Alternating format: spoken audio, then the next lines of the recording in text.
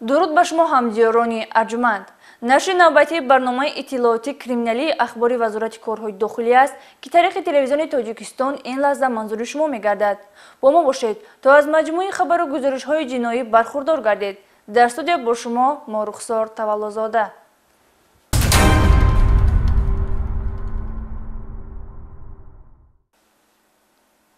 کارمندان شعبه وزارت کارهای داخلی در ناحیه خراسان توانستند کردارهای بداخلاقانه و نوجوانمردانه یک نفر ساکن 39 ساله شهر دوشنبه را آشکار و او را به جوابگیری جنایتی جلب نمایند. مایور میلیسیا احسان عبدالله‌زاده عاید کردارهای ننگین گمانبر شده گزارش آماده کرده است. متوجه باشید.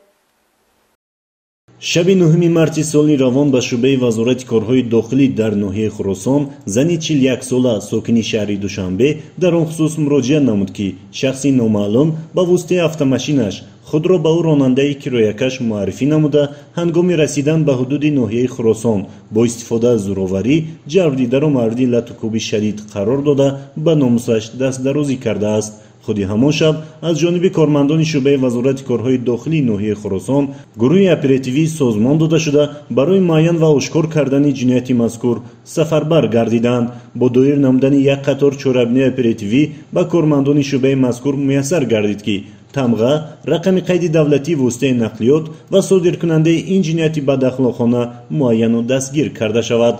همچون گمانبر در این جنایت شهروند کریموف عبدالقادر شریپوویچ سال تولدش 1985 ساکن کوچه دهاتی ناحیه فردوسی شهر دوشنبه اویله‌دار صاحب 5 فرزند که پیش برای صادر کردن جنایت اوباشی سود شده است دستگیر گردید. نام برده شب 9 مارس با автомاشین شخصیش تمغه خونده سنت رقم قید ترانزیتی دولتیش S7878G در نزد ایستگاه بازار سخاوت شهر دوشنبه برای قانع نمودن نفس شهوانیش به جبریده پیشنهاد نموده است که با نرخ ارزان را به شهر باختر میرساند. هنگام رسیدن به دهه حصارآباد جماعت دهاتی فخرآباد ناحیه خراسان کریموف عبدالقادر واسطه نقلیات را از راه اساسی به گردش طرف راست رانده در جای تاریک و بی‌آدم واسطه نقلیات را بازداشته است. سپس برای قانع نمودن نفس شهوانیش جبریده را شدیدا مورد لطم‌کوب قرار داده با استفاده زورآوری به ناموسش تجاوز کرده است. همزمان دیگر کردارهای بداخلاقانه را صادر نموده است. همین خیلی های کردم اومدم دور اومدم اینجا در روی کردم همینجا شتگی اینم خیلی دروش زدم. چند دفعه زدی؟ یک دومش زدم خیلی دروش زدم. با کدام مقصد حرکت اینجا آورده چون؟ با مقصد تجاوز آوردمش. کریموف عبدالقادر با گمان آنکه کردار صادر کرده‌اش ناآشکار میماند جبردیده را که در حالت مدهوشی از ضربه‌های روانی و جسمانی قرار داشت در همانجا گذاشته با واسطه نقلیاتش به شهر دوشنبه برگشته است. کارمندان میلیسیا توانستند کردارهای بداخلاقانه و نوجوانمردانه کریموف عبدالقادر را آشکار و او را در نزد قانون سرخم نمایند. وابسته به حالت مذکور نسبت گمانبر با دسترسی ماده 138 و 139 کدکس جنایتی جمهوری تاجیکستان پرونده جنایتی آغاز کرده شده او در حبس پیشکی قرار دارد.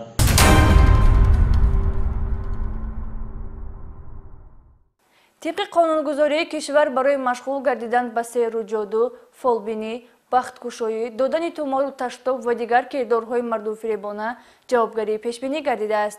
ولی متاسفانه هنوز هم برخی شهروندان برای بهتر گردیدن مناسبت‌های عائلوی، کشایش کار و شفا یافتن از هر گونه بیماری‌ها نزد چنین مردم‌فریبان رفته مبلغ و دیگر مال و اشیاءهای ارزشناک خود را از دست می‌دهند. عاید بازداشت چند تن از سیرگران که کارمندان میلیسیا در شهر و ناحیه‌های کشور آشکار نمودند گزارش‌های نوبتی را تماشا کنید. حالت نگران کننده این مردم فریبی و به بیسوادی و گمراهی بردن شهروندان از جانب بنا ملا و طبیبان می باشد که چنین دلیل از جانب کارمندان میلیسیا نیز در شهر حصار آشکار کرده شد.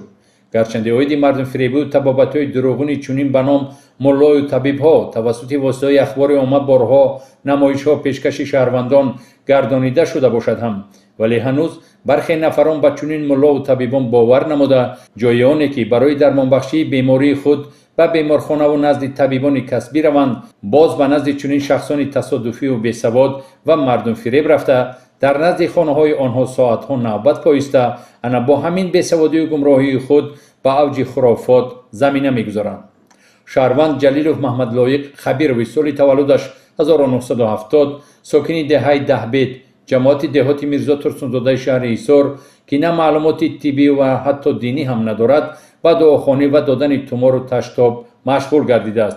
او نیز مثل دیگر هم پیشگان خرافات زده خود از اصول و متد میراث پدری استفاده کرده گویا بنا معلومات دینی خود را از پدر و دیگر بنا ملاهای منفعت جوی از خود کرده برای پیشبرد روزگار خود تومار و تشتاب نویسی را پیشه نموده در یک روز از 50 تا 60 نفر کار افتادگان گمراه خود را قبول نموده از آنها از 50 تا 100 و حتی تا 500 سومانی مبلغ می گرفته است. مردم بسیار پیش من می‌آمدند برای فرزند برای تسلی اینا مثلا برای فرزند از این تشتاب سحر ویگر می‌خوردند مثلا برای پرستاتیت یگم کسلی بودی از ایو میداد مردم برای عصب خراب شدن یگم جو منبع کوری من نبود همین کورا پیشه کرده و سبب زندگی روزگار همین کورا در مبین مردم میکردم. مثال من ایو را میدادم برای به زوریاتی برای به فرزندی مثال برای عصب و برای دیگرها نه این برای یک چی برای منبع زندگی گذشته من بود نباشد این برای پرستاتی و برای زیروتی همه با واسطه گیاه‌درمانی داروی دختری طبابت می شود. این تشتاب برای پرستاتی و بودی ما مردم مثال مراجعت میکردم من میدادم برای همین 50 تا 100 تومان مثال میدادن حرکت. برای سیر و جدو تا امروز کسی به درد خود درمان نیافته است و نخواهد یافت ولی شخصان زودآور و گمراه و بیسواد برای برطرف کردن مشکلی پیش آمده نزد سیرگران و جادوگران و بنا ملا و طبیبان رفته به قلابان شرایط فراهم می آورند. اکثر مورد شخصان بیخبر از رسالت دین و مذهب دین اسلام را همچون نقاب برای کردارهای نفسانی و مردم فریبی سوء استفاده می نمایند. ضمن دایر نمودن چاره‌بین‌های مقصدناک اینچنین سه حالت دیگری مشغول شدن به سحر و جادو و فالبینی در شهر حصار آشکار کرده شد. شهروندان اشرف مصطفی قل رسولویچ سال تولدش 1957 استقامت کننده دهه نورافشان میرزا و مهرینیسا بازارونه سال تولدش 1977 استقامت کننده دهه تردی بابا و روزیه و صفیه جمعه سال تولدش 1965 استقامت کننده دهه حیات نو بازداشت گردیده که به فالبینی و سحر و جادو و مشکل کشایی مشغول بودند.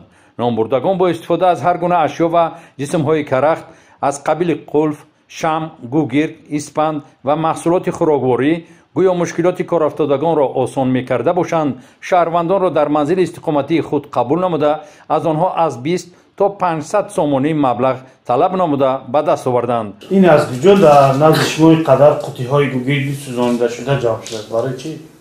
همین هر روزهای بدنش دم میکنم و همون روزهای بدنش شیفو میبخشم میخونم و همین کسه دادن میگیرم از روی همین کسی سفاری همین جلوات کتی این برمادن میگیرم 38 یکون مراتبه دیگه شما را جریمه کرده داد؟ اما یک بار مامور سپردگی بعد شما برای چی آورد با کلفی سفر؟ اما را برای کشایشش خوند رفت. شما هم در کلف میخونید کشایش هم در شم. اون نفر که به نزد شما مراجعت کرد کی بود؟ وای پستان کلینت من شما در پیشنهاد کرد از شم و کلفی سفید شما خودش گیلف آورد. چیکار کرد شما دارم کلف؟ من مامو کشایش خوندم دادمشون. کلف در کشایش همه شم در خوندم دادم. ضمن از نظرگذارانی منزل استقامتی نامبردگان یک قطار اشیاء برای سحر و جادو استفاده شونده همچون دلیل شیعی دریافت و مصادره کرده شد. از روی نشان داد اشرف مصطفی قل او از سال 2012 تا این جانب در منزل استقامتیش به سحر و جادو و مشکل کشایی مشغول گردیده سال 2022 از جانب کارمندان مقامات کارهای داخلی نسبتش پروتکل ماموری ترتیب داده شده با تطبیق جزا در نمود جریمه آگاه کرده شده بود و من بعد نیز باز چنین قانون شکنی را صادر کرده است. بار دیگر تاکید نمودن به مورد است که امروز علم و دانش‌های طب در سطح ضروری ترقی و تشکل یافته است. شهروندان را میباید از چنین افراد جادوگر و فالبین دوری جسته به عمل و رفتار آنها باور نکنند. وابسته به حالتهای مذکور نسبت بازداشت شدگان برای عملهای مردم فریبانه اشان موادهای ضروری ترتیب داده شده است.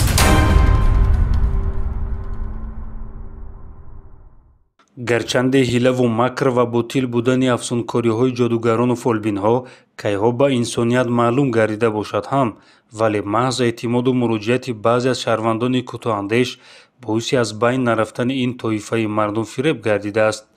мақомоти корҳои дохилӣ ҳамчун субъекти таъмин кунандаи ҳуқуқу манфиатҳои шаҳрвандон ҷиҳати дастгир ва ба ҷавобгарӣ ҷалб намудани ҷодугарону фолбинҳо пайваста рейду амалиётҳо гузаронида чеҳраи чунин афродро ба мардум мешиносонад то ба доми фиребу макри онҳо наафтанд.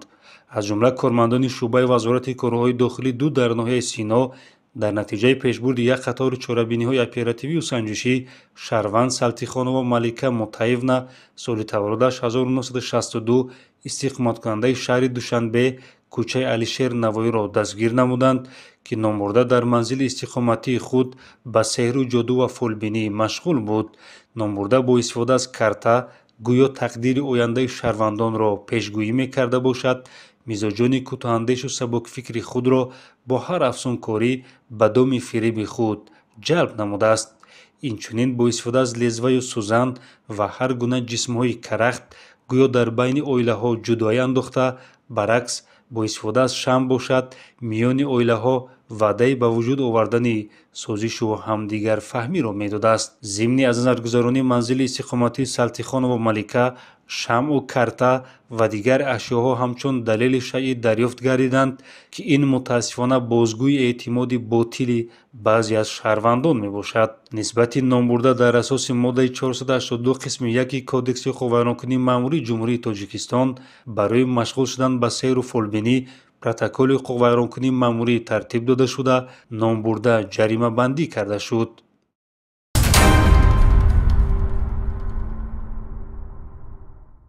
новобаста аст сагитҳои ҳамешагӣ ва таъсиррасониҳои ҳуқуқӣ нафароне ки худро фаъолбину ҷимбарор ва мушкилкушо тарошида мардумфиребиро барои хиш як василаи рӯзгузаронӣ қарор доданд, кирдорҳои мардумфиребонаашонро идома дода истоданд.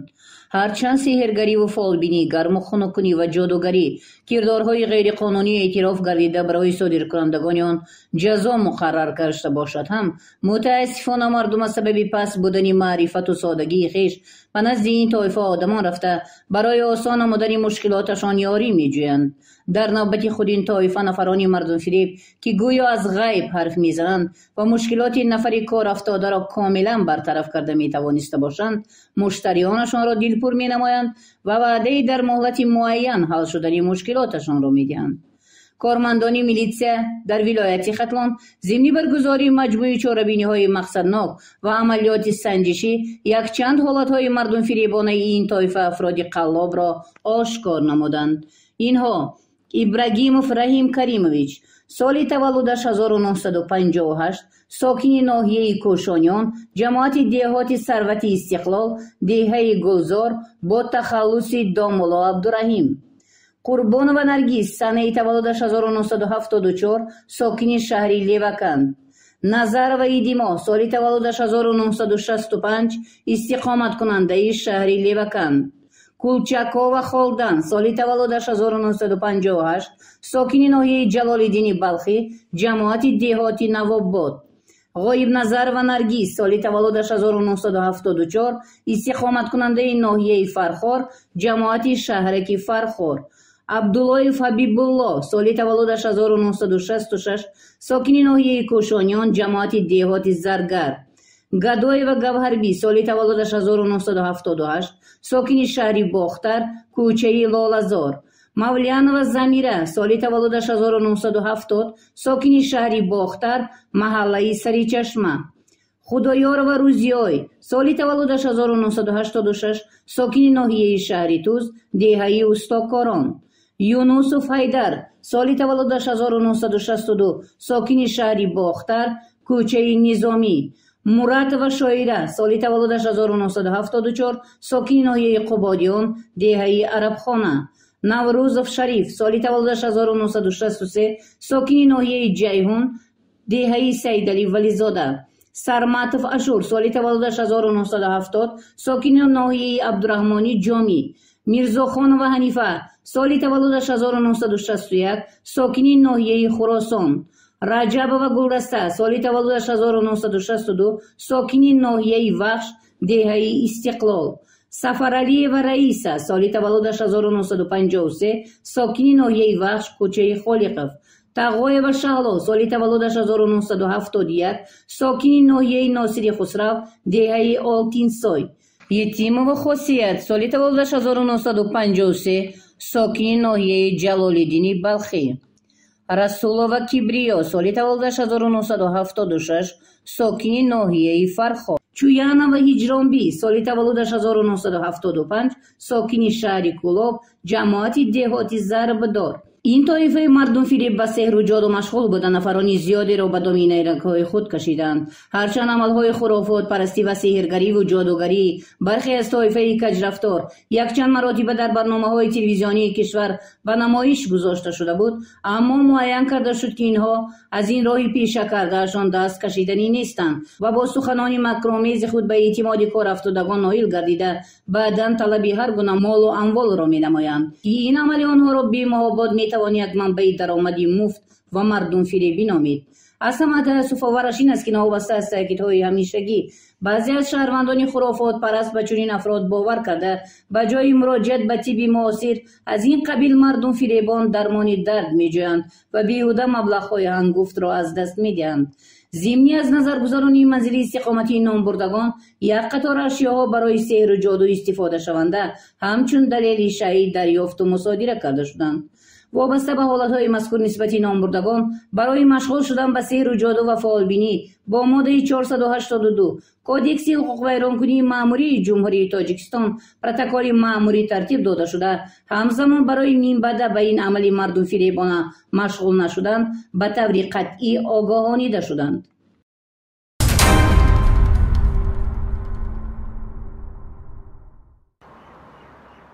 نوزیرانی منتخبی ملیسیای شعبه وزارت کارهای داخلی در شهر استراوشان برای پیشگیری از حالتهای خدمترسانی شخصانی با نام مشکلکشا که همچون دعاخوان، فالبین و جادوگر در پند گشتن عقیده‌های خرافات پرستانه در بین اهالی، گمراه کردن مردم با تعبیرهای غلط و وعده‌های خیالی و بافته روزگاری مفتخورانه پیش میبرند. چاره‌بینی‌های حقوقی گذرانیده 4 نفر مشغول شوندگان سحر و جادو و فالبینی شهروندان سنگین و وارثه سال تولدش 1949 استقامت کننده دهه پاشکنتی جماعت دهاتی پاشکент با اشور و محبوبه خان سال تولدش 1959 ساکن دهه یکتال جماعت دهاتی صبرستان نظر و خیرنیسا گدایبایونا سال تولدش 1970 استقامت کننده دهه نیجانی جماعت دهاتی نیجانی و دوران و متأخره احمدجانونا سال تولدش 1972 ساکن دهه قلعه بلند جماعت دهاتی قلعه بلند شهر استراوشان را در اساسی ماده 482 کودکس حقوق ویرانکنی مأموری با جوابگری مأموری جلب نمودند. هر کدام از حقوق ویرانکنندگان در جای زیستشان و محله‌های گرد و اطراف شهر استراوشان و بیرون از آن با شیوه‌های مکرانه تقلبکاری و استفاده از اشیاءهای گوناگونی سخت و کرخت با ساکنان خدمت رسانی نموده درآمد پولی به دست می‌آوردند. مثلا وارثه سنگین و از سال 2021 تا این جانب و خیرنیسا نظر و از سال 2015 به این سو در برابر با اصول کلاسیکی یعنی خواندن دعا با مزاج خدمت رسانی نمودن، اسباب موسیقی دایره را برای رفع چشم و حسود، سحرگری و جادوشکنی استفاده می بردند.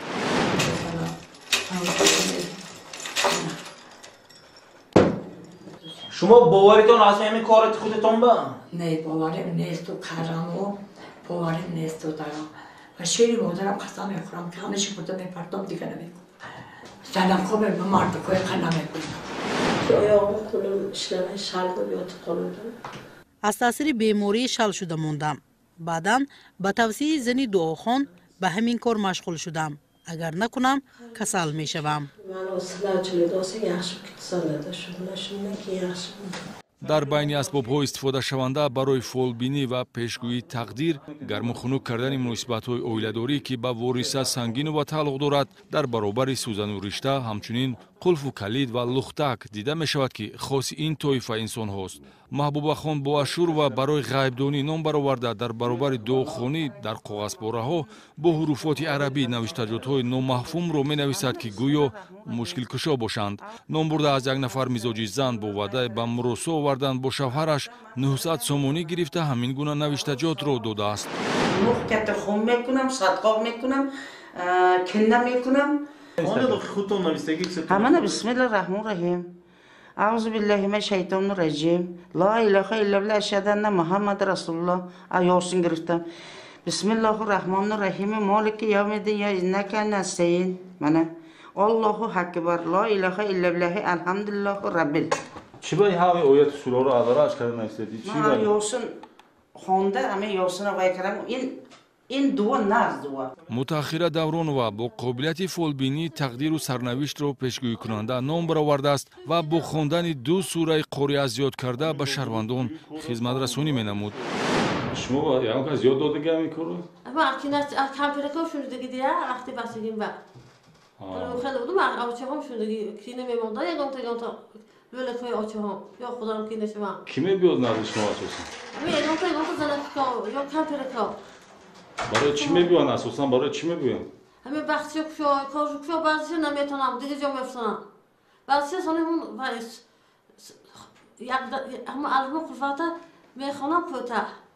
از روی معلومات‌های اپراتیوی هر 4 نفر قوه ویران کننده نودانی و سادگی شهروندان را استفاده برده به دلخواه مراجعت کننده نوبسته به کدام مشکلی گرفتار است بر عوض مبلغ پولی خدمت رسانی می‌نمودند. یکی با داغخوانی، دیگری با تهیه اشیاءها به مثل آب دم، بند محافظتی از حسود، نوشتن تومار و تشتا به مشکل کشایی مشغول بود یا با پوشیدن چشم و جلب پیرانش تقدیر و سرنوشت کار افتاده را گفته راهنمایی به آینده می‌کردند. قهرمان‌های گزارش ما با بهانه آنکه اگر به فولبینی مشغول نشوند بیمار میشوند مردم را در برابر غارت سرگردان و به گمراهی میبرند.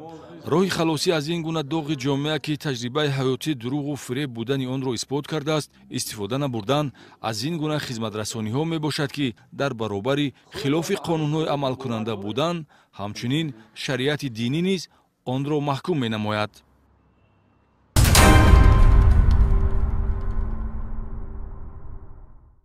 عذاب و عقوبت جسمانی یا روحی با راه لطوکوب منتظم یا با اصول دیگر زوراوری جنایت به مقابل حیات و سلامتی است که بیشتر مورد در مناسبت ناهمواری اولیوی صادر گردیده طبق کدکس جنایتی جمهوری تاجیکستان در این سمت جوابگاری پیش بینی شده است. کارمندان شعبه وزارت کارهای داخلی در ناحیه خراسان چنین یک جنایت را به قید گرفتند. شهروند میرزایف ظریفجان شریفوویچ سال تولدش 1977 ساکن دهه حلقجر ناحیه خراسان که همسرش رجب ماه سفر مراد سال تولدش 1993 ساکن دهه قزلقلعه ناحیه مذکور پیوسته عذاب و عقوبت جسمانی داده مورد لطوکوب قرار داده است. نسبتش با ماده 117 کدکس جنایتی جمهوری تاجیکستان پرونده جنایتی آغاز گردید. نامبرده از سال 2021 تا این جانب در چند مورد در منزل استقامتیش نسبت همسرش دشنامه‌های قبیح داده جبردیده را مورد لطوکوب قرار داده است که در نتیجه طبق معلوماتنامه تشخیصی سودی طبی جراحت‌های جسمانی برداشته جبردیده در نمود آسیب پوشیده کاسه‌خانه مینه سر، لرزش مینه سر، لطخوری بافته‌های پیشانی و پس سر، شکست پوشیده استخوان‌های بینی و دیگر جراحت‌های جسمانی عبارت می‌باشد. عین زمان میرزایف ظریفجان به حبس پیشکی گرفته شده نسبتش کارهای تفتیشاتی ادامه دارد.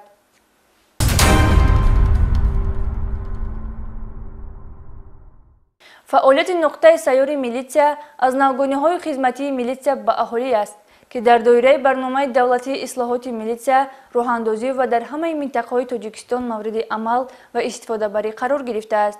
گزارش نوبتی از جریان واخوری کارمندان میلیسیا در جماعت دهات احسانبوی ناحیه رودکی با اهالی این منطقه آماده گردیده است. مورد ذکر است که نقطه سیار میلیسیا میکرواتوبوس مخصوص خدمتی تمغه گازل نکسیت حجره کوری است که برای شنیدن عرض و شکایت، تکلیف و پیشنهاد و درخواست‌های اهالی پیش بینی شده است. چند قبل هیئت گروه کوری نقطه سیار میلیسیا ریاست حفظ ترتیبات جمعیتی وزارت کارهای داخلی با جماعت دهات احسانبوی ناحیه رودکی که هممرز با جمهوری ازبکستان میباشد سفر نمودند.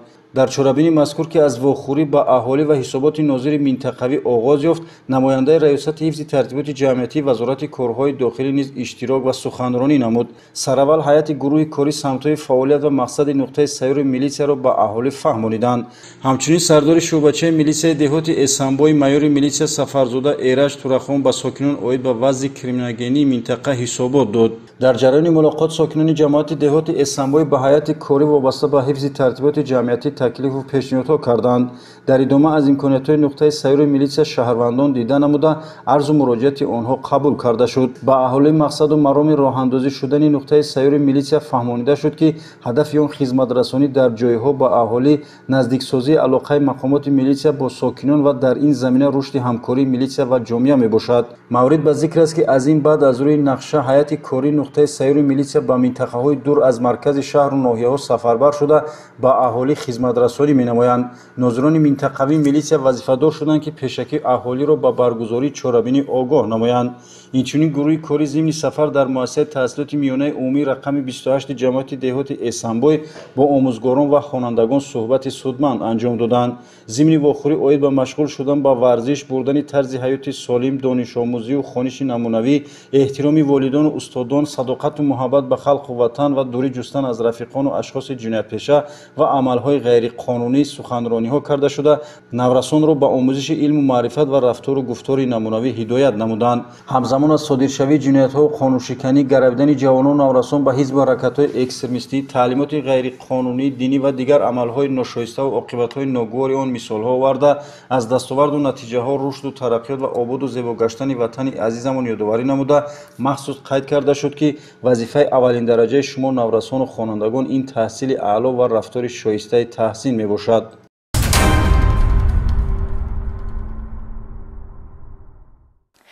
инҷо намоиши худро ба поён расонида орзуи онро дорем ки сулҳу субот доимо дар Тоҷикистон ҳукмфармо бошад. бо милитсия ҳамкорӣ карданро фаромӯш насозед. хайр то барномаи дигар сиҳатманду сарбаланд бошед.